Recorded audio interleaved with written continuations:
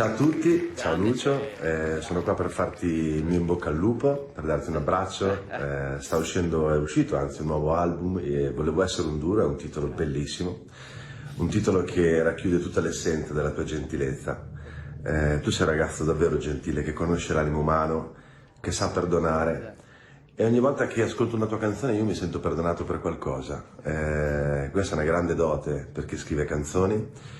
È come se la tua musica sapesse ricordarci qualcosa che la vita a lungo andare ci fa dimenticare, o ci vuole far dimenticare. E dimenticare è il più grande delitto umano, è il più grande delitto di questi tempi.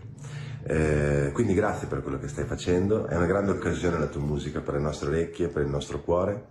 Continua così, sei una persona davvero speciale che sa dare alla musica quello che poi lei sa dare in cambio a noi.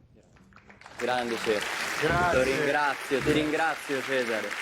Grazie a Cesare Cremonini, davvero grazie. Bellissime cose. Lui anni fa venne a un concerto, io suonavo a Bologna, gli disse Cesare si suona lì, se ti va, e lui è venuto al soundcheck, è rimasto con noi fino alle 2 di notte in camerino, ha fatto un reportage del concerto, i video nel backstage. Proprio carino. Abbiamo parlato di Dylan, di Dylan, dei Queen, abbiamo tante passioni in comune, del glam rock, è un grande.